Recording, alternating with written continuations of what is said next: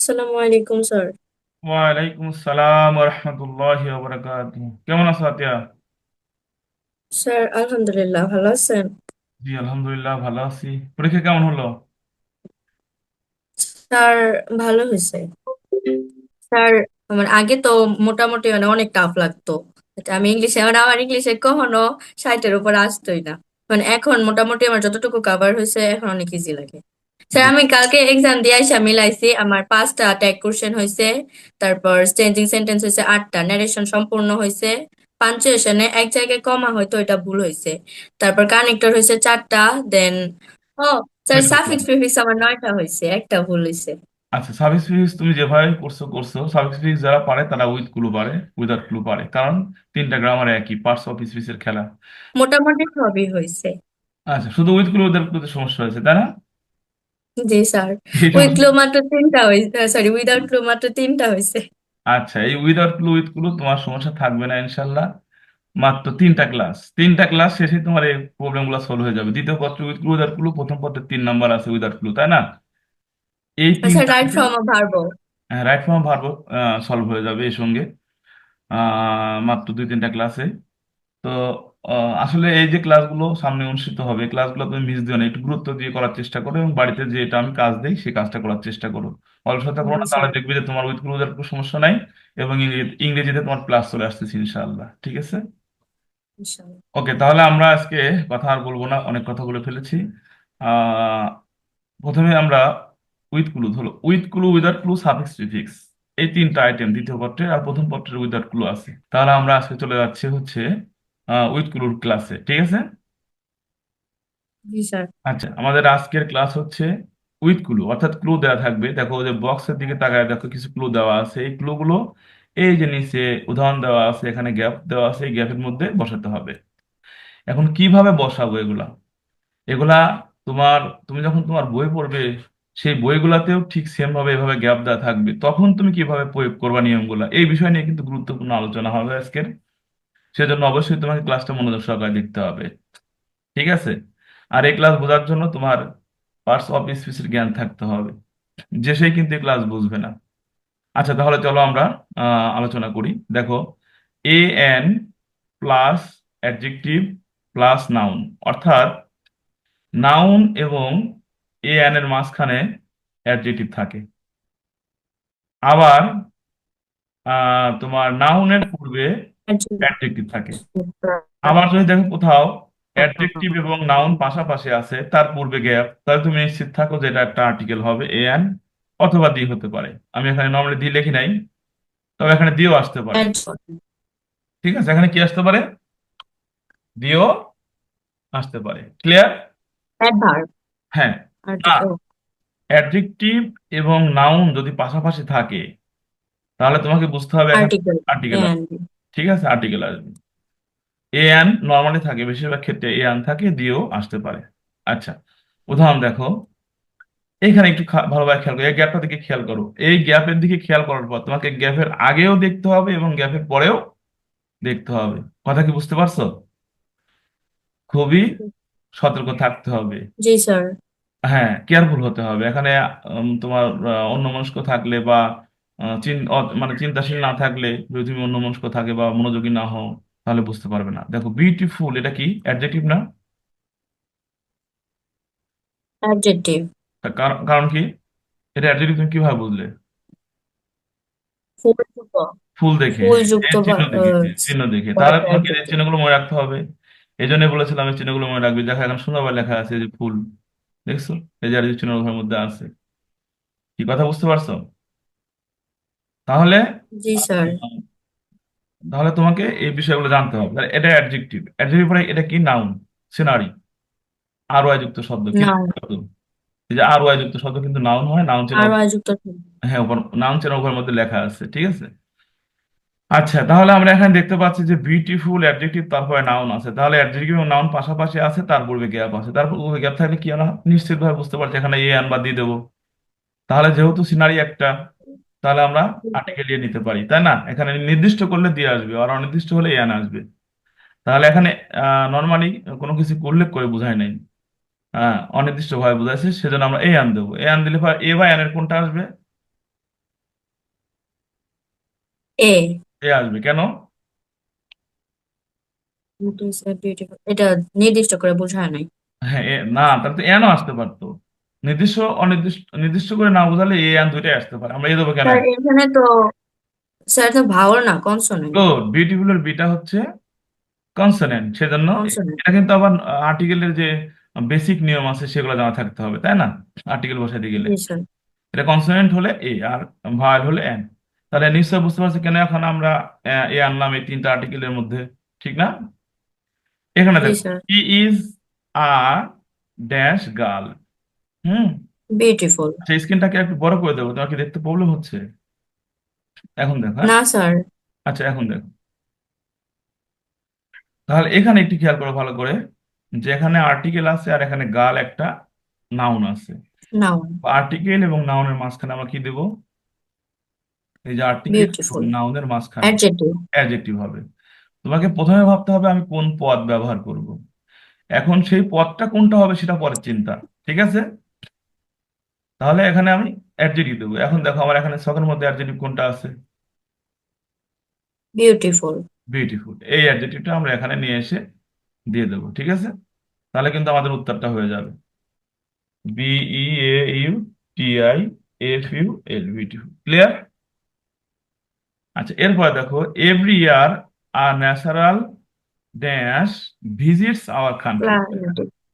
তাহলে এখানে কিন্তু দেখো আর্টিকেল আছে, ন্যাচারাল আছে, অ্যাডজেক্টিভ, তাহলে আর্টিকেলের পরে অ্যাডজেক্টিভ নাউন হবে। লাগবে কি? নাউন হবে। তাহলে আমাদের এই এই সূত্রটা মনে থাকলে এতগুলো অ্যান্সার পাওয়া যাবে। দেখছো এখানে কিন্তু একটা সূত্রের মধ্যে তিনটা অ্যান্সার।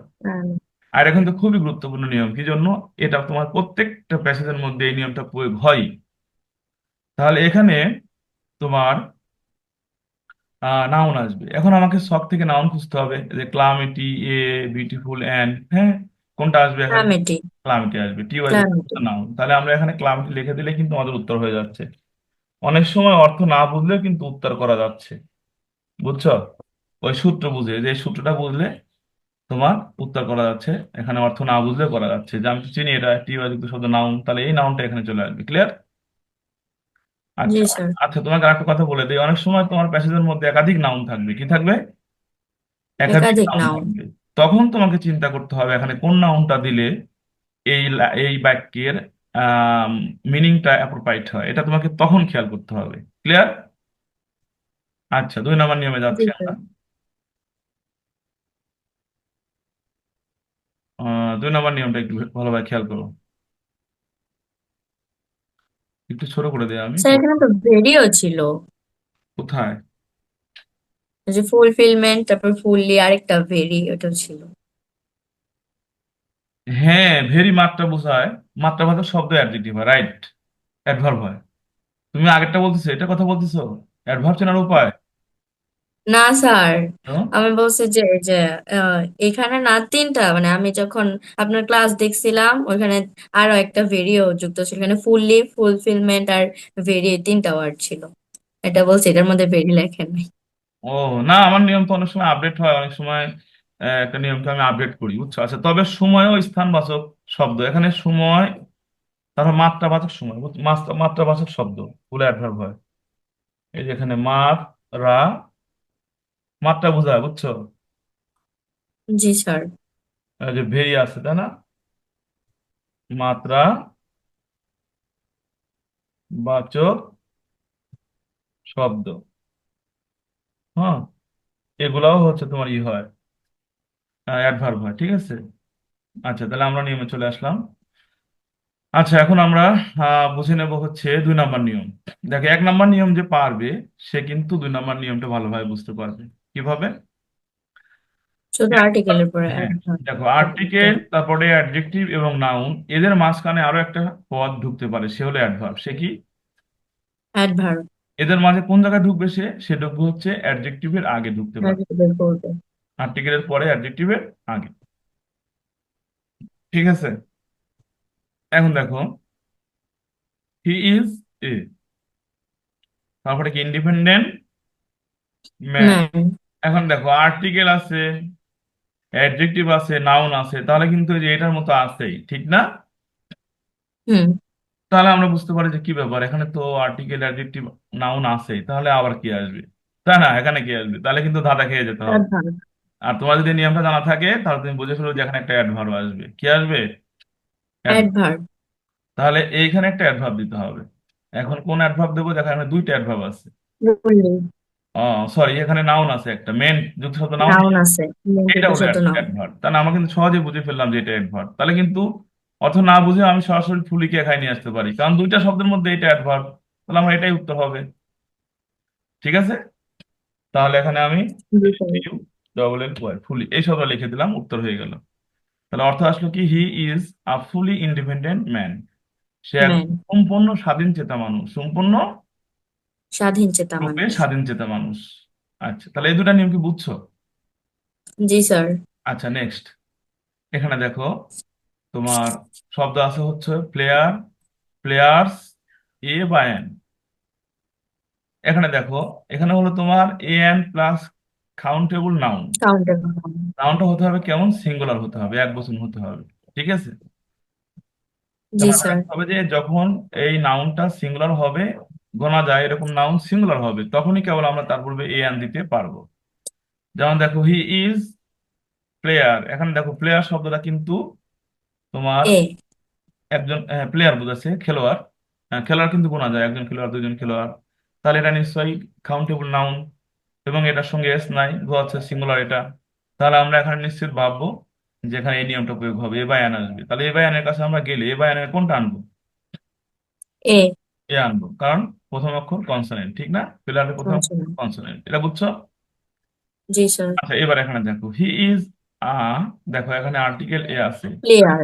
তাহলে নিশ্চয়ই বুঝতে পারতেছে যে এ বা এন এর পরে একটা কাউন্টেবল নাউন হবে। তাহলে একটা নিয়মের মধ্যে কিন্তু দুই তিনটা করে নিয়ম আছে, একটা নিয়মের মধ্যে দুই তিনটা। এখানে দেখো যতগুলা শব্দের নিচে তোমার আন্ডারলাইন থাকবে ততগুলা নিয়ম এখানে কিন্তু, আর উদাহরণে কিন্তু ততগুলাই দেওয়া আছে। এখানে দেখো, এখানে দুইটা শব্দের নিচে দাগ, ফলে দুইটা নিয়ম, দুইটা উদাহরণ দেওয়া আছে, মানে কি দুইটা নিয়ম এখানে, একটার মধ্যে দুইটা। আচ্ছা, তাহলে এখানে আমরা এ পাইছি জন্য এখানে একটা কাউন্টেবল নাউন দেবো। এখন দেখো এখানে কাউন্টেবল নাউন প্লেয়ারও গোনা যায়, আবার প্লেয়ার্সও গোনা যায়। দুইটা নাউন আছে, তাহলে কোনটা দেবো? প্লেয়ার। এটা দেবো নাকি এটা দেবো?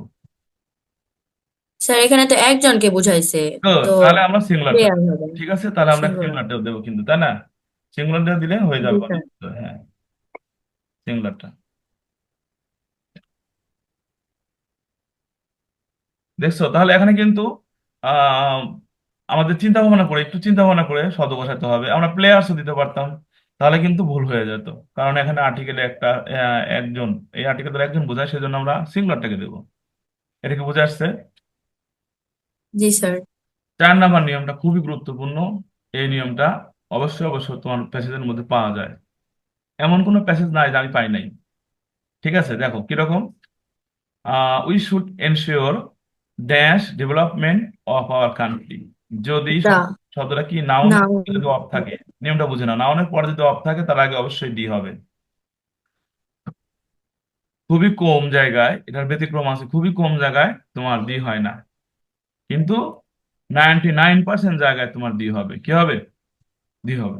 99। 99%, 1% জায়গায় হয় না, সেটা ব্যতিক্রম আছে, ব্যতিক্রম পরে হয়তো আসবে। তাই নাউনের পরে যদি অফ থাকে তার পূর্বে ডি হয়। কি হয়? দা হয়। হ্যাঁ, মূলত দি। এই নাউনটাকে নির্দিষ্ট করার জন্য এটা করা হয়, নাউনটাকে নির্দিষ্ট করার জন্য এটা করা হয়। হ্যাঁ। আচ্ছা, তাহলে দেখো, তাহলে আমরা এখানে উত্তর কি লিখে দেবো? কোনটা দেবো? অফ আছে, ইন আছে, দিয়ে আছে, ডেভেলপ আছে, কোনটা দেবো এখানে? দি। দিয়ে দেবো। কেন? কারণ আমরা এখানে নিয়ম থেকে বুঝলাম যে এই যে একটা নাউন আছে ডেভেলপমেন্ট, মেন যুক্ত শব্দ, এই যে মেন যুক্ত শব্দ নাউন। হ্যাঁ, এই যে শব্দ না চিনলে কিন্তু আর নিয়মটা বোঝা যাবে না। সেজন্য কিন্তু আমি প্রথমে বলে আসছি যে তোমাকে পার্টস অফ স্পিচ, ওই যে নাউন অ্যাডজেক্টিভ অ্যাডভার্ব চিনতে হবে।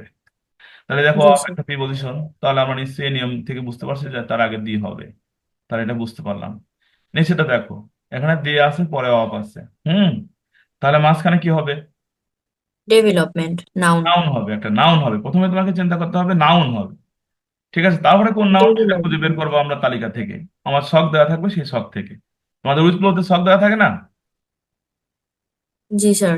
হ্যাঁ, সেই শখ থেকে। তাহলে এখানে ডেভেলপ আছে, ডেভেলপ তো ভার্ব। অনেক সময় ডেভেলপমেন্ট। হ্যাঁ, অনেক সময় কিন্তু শব্দ পরিবর্তন করতে হয়, পার্টস অফ স্পিচ চেঞ্জ করতে হয়, এটা কিন্তু অনেকেই বোঝে না, বুঝছো, যে এটা এরকম আছে ওটা ওরকম হলো কেন। কারণ এই যে আমাদের প্রয়োজন, এখানে নাউন প্রয়োজন কি, নাউন। দি এবং অফের মাঝখানে আমাদের নাউন দরকার, কিন্তু এটা তো নাউন নাই, এটা আছে তোমার কি, ভার। Develop, verb. কিন্তু এখানে এটাই আসবে, দেশের উন্নয়ন এখানে এই শব্দটা আসবে, কিন্তু এখানে কি হয়ে বসবে, নাউন হয়ে বসবে। তাহলে নাউন, ডেভেলপমেন্টের নাউন তোমাকে কি করতে হবে, ডেভেলপ, ডেভেলপমেন্ট। হ্যাঁ মেন দিতে হবে, ডেভেলপমেন্ট। তাহলে এটা হয়ে গেল উত্তর। কি এভাবে পড়তে পারবে না? জি স্যার। হ্যাঁ, শর্ট থেকে এভাবে এই নিয়মগুলো দেখে দেখে শর্ট থেকে এভাবে তুমি পড়বে, দেখবে তোমার প্যাসেজগুলো সহজ হয়ে গেছে। আর যখন তুমি উইথ ক্লুকে সহজ করে ফেলবে, উইদাউট ক্লু অটোমেটিক্যালি সহজ হয়ে যাবে, সাফিক্স প্রিফিক্স অটোমেটিক্যালি সহজ হয়ে যাবে। স্যার আমি তো সাফিক্স প্রিফিক্স ভালোভাবে পড়ছিলাম, তো ওই সেম রুলস গুলো তো এখানেও আছে। সেম, এই জন্য একেবারে সেম, এগুলো ইজি লাগে। একেবারে সেম রুল, মানে একই রুল, 15 থেকে 20টা। হ্যাঁ, জি আর স্যার। 20টা রুল পারলেই হয়ে যায়। কিন্তু পরীক্ষা নর্মালি প্রয়োগ হয় হচ্ছে 7 থেকে 8টা নিয়ম। ঠিক আছে। তো সেই জন্য এই নিয়মগুলো খুবই গুরুত্বপূর্ণ। এই নিয়মগুলো যেমন কঠিন, আবার বুঝলে সহজ, আবার এটার মার্ক তোলার ক্ষেত্রেও খুব গুরুত্বপূর্ণ। ঠিক আছে, কারণ 3-4টা আইটেম ফিনিশ করা যায় মাত্র অল্প কয়েকটা নিয়ম দিয়ে। যখন চেঞ্জিং সেন্টেন্সের 110টা নিয়ম শেষ করার পরে তোমার 10 মার্ক করতে হয়, 110টা নিয়ম শেষ করে 10 মার্ক। আর এখানে 20টা নিয়মে 20-30 মার্ক। হ্যাঁ, কম কথা নাকি এটা? এটা অনেক গুরুত্বপূর্ণ বিষয়। যাই হোক, আমার এই ক্লাসগুলো কিন্তু আমার অনলাইনে দেওয়া আছে ফারুক ডিজিটাল একাডেমিতে। সেখানে একটা কন্টেন্ট প্রায় 50 না 60 হাজারের বেশি মানুষ দেখছে, বুঝছো। এবং অনেক বাচ্চারা অনেক উপকৃত হয়ে আমাকে, মানে কৃতজ্ঞতা জানাইছে আমাকে, বলছে স্যার এই নিয়মগুলো খুবই গুরুত্বপূর্ণ। অনেক শিক্ষক বলছে আমাকে পিডিএফ দেন এই নিয়মগুলার।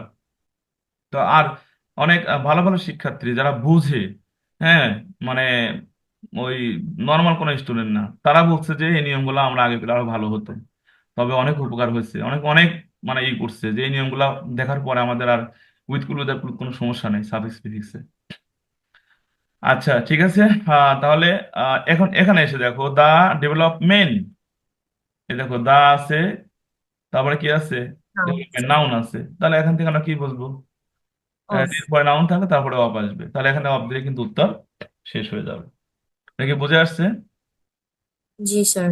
আচ্ছা, এখানে দেখো একটা ব্যতিক্রম নিয়ম আছে ওইটার, আমরা একটু আগে যেটা বললাম সেটা ব্যতিক্রম। সেটা কি, ব্যতিক্রম কি, দেখো এখানে তোমার যদি ফ্রেজ হয়, শব্দগুচ্ছ হয়, কিছু শব্দ, কিছু তোমার ওয়ার্ড আছে যেগুলা অনেকগুলো ওয়ার্ড মিলে একটা পদের কাজ করে, এরকম কিছু শব্দ আছে যেদের তাদেরকে ফ্রেজ বলা হয়, বুঝছো। তাহলে একাধিক জি স্যার। একাধিক শব্দ যখন পাশাপাশি বসে একটা পদের কাজ করে বা একটা পদের কাজ করে, তখন কিন্তু সেটা তোমার আহ ফ্রেজ হিসেবে কাজ করে। ঠিক আছে, সেটাকে আমরা ফ্রেজ জি বলি। স্যার। যেমন দেখো এ লট অফ, দেখো এই যে লট, নাউন আছে অফ, তারপরে অফ আছে, তার আগে কিন্তু দি হয় না এখানে। আগে নেমে আমরা দেখে আসলাম যে অফ হয়, এ দি হয়, কিন্তু এখানে এ হচ্ছে। কারণ কি, এ লট অফ একটা শব্দ, আলাদা কোনো শব্দ নেই। Lot of Great. মানে প্রচুর, এর অর্থ কি, প্রচুর, দেখো অর্থ কিন্তু একটা হয়েছে। প্রচুর। হ্যাঁ, এই যে এ ম্যাটার অফ মানে বিষয়, তাই না। বিষয়। এই যে ফিউ অফ, অল্প কিছু। এরকম এই যে এ গ্রেট ডিল মানে প্রচুর, এ লিটিল অফ মানে অল্প, এ ম্যান অফ লেটার মানে বিদ্বান ব্যক্তি, একজন ব্যক্তিকে বোঝাচ্ছে। অ্যান আইরনি অফ ফেট, দেখো এগুলোর পরে কিন্তু অফ আছে, কিন্তু এখানে দি হচ্ছে না। তারপর দেখো এখানে আছে এ মাস্ট ফর, হুম, এই যে এসটি যুক্ত শব্দের পূর্বে কিন্তু দি বসে, কিন্তু এখানে এ মাস্ট ফর মানে অবশ্যই বোঝাচ্ছে, কি বোঝাচ্ছে, অপরিহার্য অবশ্যই। অপরিহার্য বোঝাচ্ছে। মাস্ট কিন্তু হেল্পিং ভার্ব, কিন্তু এখানে নাউন হিসেবে বসছে, কি হিসেবে বসছে। নাউন। এখন বলো তো দেখি, কোনো ভার্সিটি পরীক্ষায় যদি লেখা থাকে it is a must for our life, এখানে মাস্ট শব্দটা কি, নাউন, ভার্ব, অ্যাডজেক্টিভ না অ্যাডভার্ব? বাচ্চারা কোনটা দিবে বলো তো? নাউন। বাচ্চারা কোনটা, নাউন দিবে নাকি ভার্ব দিবে? বলবে মাস্ট তো একটা ভার্ব, ভার্ব। ওরা ভার্ব দিয়ে, ভার্ব দেবে। হ্যাঁ ভার্ব দিয়ে বাইরে এসে দেখবে কি এটা নাউন, তাহলে মাথায় বাড়ি। তাহলে পদ সম্পর্কে যদি ভালো না জানে, ব্যবহার সম্পর্কে না ভালো জানে, যে কিন্তু তার ইংরেজি শেখা হবে না। তাহলে এটা তোমাকে মনে রাখতে হবে যে এই শব্দগুলো পূর্বে এই যে অফ থাকা সত্ত্বেও, এখানে অফ থাকা সত্ত্বেও এখানে এ হচ্ছে, কি হচ্ছে, এ বা অ্যান হচ্ছে। এই যে irony of fate, it is an irony of fate, এটা ভাগ্যের নির্মম পরিহাস যে, তাই না, এরকম অর্থ বহন করে। তাহলে এখানে কি হচ্ছে, এ হচ্ছে, কি হচ্ছে, এ, আর এখানে কি হচ্ছে, অ্যান হচ্ছে। তাহলে কেন হচ্ছে বুঝতে পারছো, এগুলো হচ্ছে ফ্রেজ, এগুলোকে এভাবে মনে রাখতে হবে, এগুলো কোনো নিয়ম চলবে না এখানে। আচ্ছা, এই শব্দগুলো বাদে, নর্মালি তুমি এই শব্দগুলোই পাবা তোমার বইতে, এই শব্দগুলো বাদে যদি অন্য কোনো ক্ষেত্র দেখো তাহলে অবশ্যই দিয়ে দিতে হবে, এখানে কি দিতে হবে? দিয়ে দিতে জি। হবে। আচ্ছা, আমরা 5 নম্বর নিয়মে চলে আসছি। এখানে দেখো হ্যাপি আছে, তারপরে হ্যাপিনেস আছে, পিপুল আছে। তাহলে হ্যাপি অ্যাডজেক্টিভ, হ্যাপিনেস নাউন, এর নেস যুক্ত শব্দ, নাউন। পিপুল এটা একটা নাউন। তাহলে নিয়মটা দেখো। দেখো পজিটিভ কেস অফ পার্সন, পার্সনের যে পজিটিভ কেস গুলো রয়েছে, তা না যে আই জি মি স্যার। মাই তালিকাতে তোমাকে মার আমার। আমার বেসিক গ্রামার দেওয়া আছে, সেগুলা জি স্যার। অবশ্যই তুমি জানো। তাহলে দেখো যে মাই, আওয়ার, হিজ, হার, দেয়ার, করিমস, আমি লিখে দিচ্ছি এখানে আবার। এইগুলো হচ্ছে পজিটিভ কেস। যদি এখানে করিম লিখছি মানে যে করিমই না, যে কোনো নাউনের সঙ্গে এগুলো মিস থাকতে পারে, সেটা কিন্তু পজিটিভ কেস হবে। ও ডেমনস্ট্রেটিভ প্রোনাউন, কিছু ডেমনস্ট্রেটিভ প্রোনাউন আছে, নির্দেশ করে, বুঝছো? হ্যাঁ, যেমন দেখো দিস, দ্যাট, দিস, দোজ, এইগুলা ওইগুলা এটা ওইটা, এরকম নির্দেশক কিছু প্রোনাউন আছে। হ্যাঁ, হ্যাঁ, তাহলে এগুলা কিন্তু তোমার এই পজিটিভ কেসের মতোই কাজ করে, এবং এদের পরে কি হবে? নাউন হবে। কি স্যার। হবে? এদের নাউন হবে। নাউন হবে, হ্যাঁ। আর এটার পিডিএফ কপি তোমার কাছে আছে? স্যার আমার কাছে লেখা আছে। আচ্ছা, ঠিক আছে, আবার দেখো, দিস ইজ মাই, এ দেখো মাইটা কি পজিটিভ কেস না? জি স্যার। তাহলে এই মায়ের পরে কোন পার্টস অফ স্পিচ হবে? নাউন। নাউন। গুড, তাহলে আমরা এখান থেকে নাউন আনবো। দেখো হ্যাপি অ্যাডজেক্টিভ, এটা নেবো না, তাহলে হ্যাপিনেস নাউন এবং হ্যাপিনেস। People noun. তাহলে কোনটা আনবো? দিস ইজ মাই পিপল লিখবো, না দিস ইজ মাই হ্যাপিনেস, এটা আমার সুখ, না এটা আমার হ্যাপিনেস। লোকজন লিখবো? তাহলে হ্যাপিনেস দিলেও হবে, আবার হ্যাপিনেস। পিপল দিলেও হবে, যে কোনো নাউন দিলেই হবে যে এরা আমার লোকজন। কিন্তু দিস আছে এখানে, দিস তো বস্তু বোঝায়, তাই না? জি স্যার। এখানে দে থাকতো, তাহলে দে আর মাই পিপল, তারা আমার লোকজন, তাহলে কিন্তু পিপল আনা যেত। কিন্তু এখানে দিস ইজ, এই দিস দ্বারা একটা বস্তু বোঝায়, সেক্ষেত্রে আমরা কি সুখকে ধরবো, যে দিস ইজ মাই হ্যাপিনেস, এটা আমার সুখ। এরপর দোজ, হ্যাঁ, ড্যাশ আর কামিং টুয়ার্ড আস। তাহলে দোজ, এই যে দোজ মানে কি? ওইগুলো, মানুষ বোঝায়। Those those people. পিপুল, হ্যাঁ, দোজ পিপুল, এই যে বহু বচন আছে, তাহলে এখানে পিপুলটা বহু বচন, এই যে আর আছে বহু বচন। তাহলে আমরা বুঝতেই পারতেছি যে এখানে একটা নাউন হবে, বহু বচন নাউন, নাউন হবে। আমরা পিপুল দিয়ে দেবো। এটা ক্লিয়ার? জি স্যার। আচ্ছা, নিচেরটা দেখো। পজিটিভ কেস এর পরে আমরা দেখলাম নাউন হয়, কি হয়? নাউন হয়। নাউন। এখানে এই পজিটিভ কেস এবং নাউনের মাঝখানে আরো একটা পদ ঢুকতে পারে, সেটা হচ্ছে অ্যাডজেক্টিভ। সেটা কি? অ্যাডজেক্টিভ। হ্যাঁ, তাহলে পজিটিভ অ্যাডজেক্টিভ। কেসের পরে নাউন হয়, কি হয়? নাউন হয়। কিন্তু সেই নাউনের আগে যদি, পজিটিভ কেস এবং নাউনের মাঝখানে যদি একটা গ্যাপ থাকে, তাহলে সেটা অ্যাডজেক্টিভ হবে। কি হবে? যেমন দেখো আওয়ার, অ্যাডজেক্টিভ। আওয়ার হচ্ছে পজিটিভ কেস, গেমটা হলো নাউন, কিন্তু মাঝখানে একটা গ্যাপ দিচ্ছে, তাহলে আমরা এক্ষেত্রে অ্যাডজেক্টিভ দেবো। তাহলে এখানে কি দেবো? ন্যাশন দেবো না ন্যাশনাল দেবো? ন্যাশনাল। গুড, এল যুক্ত শব্দ অ্যাডজেক্টিভ, তাই না? আর টি আইন যুক্ত শব্দ নাউন। তাহলে আমরা এটা দেবো, ন্যাশনাল এখানে দিলে উত্তর হয়ে যাবে। এটা কি ক্লিয়ার হয়েছে তোমার? জি স্যার। হ্যাঁ। আচ্ছা, ন্যাশনাল গেম হাডুডু, আমাদের জাতীয় খেলা হচ্ছে হাডুডু। এরপরে দেখো গুড, প্লেয়ার, প্লেয়ার্স, তিনটা শব্দ দেওয়া হয়েছে। গুডটা হলো অ্যাডজেক্টিভ, প্লেয়ার হচ্ছে নাউন, প্লেয়ার্স হচ্ছে বহুবচন নাউন। এখন সংজ্ঞাবাচক শব্দ যেমন যেগুলো আছে, some, much, many, a few, each, any, a little, one, এরকম ডট ডট দেওয়া আছে। কি দেওয়া আছে?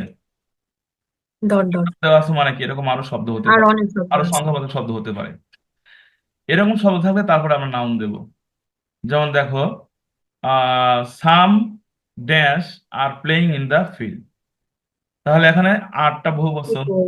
ঠিক আছে, আমরা প্লেয়ার। বলছি যে এখানে সাম হচ্ছে একটা সংখ্যাবাচক শব্দ, তারপরে নাউন আসবে। আর আমাদের সাম প্লেয়ার সাম স্যার। মানে বহু বচন, সামও কিছু বোঝায় বহু বচন, আবার আটটাও এখানে প্লুরাল ভার্ব, তাই না? তাহলে এখানে একটা আমরা বুঝতেছি নাউন হবে, যেটা প্লুরাল হবে। তাহলে আমরা তো গুড নেবোই না, কারণ এটা অ্যাডজেক্টিভ। তার মানে নেবো হচ্ছে প্লেয়ার অথবা প্লেয়ার্স, কোনটা নেবো? প্লেয়ার্স। প্লেয়ার্সটাকে নেবো, বহু বচনটাকে নেবো, তাই না? তাহলে কিন্তু এটা সহজে আমরা বুঝতে পারলাম যে কেন প্লেয়ার্স আসলো। তারপরে অনলি ওয়ান, এই দেখো ওয়ান আসছে, শুধুমাত্র একজন। একজন। একজন কি করেছিল? স্কোর করেছিল, গোল করেছিল। একজন কি? একজন প্লেয়ার। প্লেয়ার, হ্যাঁ, ওয়ান প্লেয়ার। মানে অনেকেই খেলেছিল, কিন্তু একজন প্লেয়ার গোল করেছিল। আচ্ছা, তারপরে দেখো, এটা দেখো 8 নাম্বার দেখো, বিউটিফুল, তারপরে হ্যাপিনেস।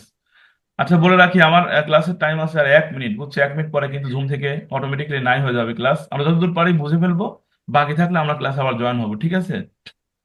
জি স্যার। এখানে দেখো, noun as subject plus verb, অর্থাৎ ভার্বের আগে যদি সাবজেক্ট থাকে তাহলে সেই সাবজেক্টটা কি হবে? নাউন হবে। কি হবে? নাউন। নাউন। হ্যাঁ, দেখো এই যে লাইস ইন দা কন্টেনমেন্ট, এখানে লাইসটা হচ্ছে ভার্ব কি? ভার্ব। তাহলে আমরা দেখতে পাচ্ছি ব্যাকের প্রথমে সাবজেক্ট নেই। তাহলে যদি এটা সাবজেক্ট হয় তাহলে সাবজেক্টটা কি হবে? নাউন হবে। হ্যাপিনেস। তাহলে এখানে নাউন আনতে হবে। তাহলে আমার সবার মধ্যে দেখতে হবে নাউন কোনটা, বিউটিফুল এবং হ্যাপিনেস কোনটা নাউন? হ্যাপিনেস। হ্যাপিনেস। তাহলে আমরা হ্যাপিনেসকে দিয়ে উত্তর হয়ে যাবে। কি বুঝতে পারছো? জি স্যার। আচ্ছা, ঠিক আছে। আহ এই ক্লাসটাতে 8টা নিয়মই ছিল। তাহলে এই 8টা নিয়ম তুমি ভালো করে পড়ো, পারলে আরো বেশি করে পড়ো, হ্যাঁ? জি স্যার।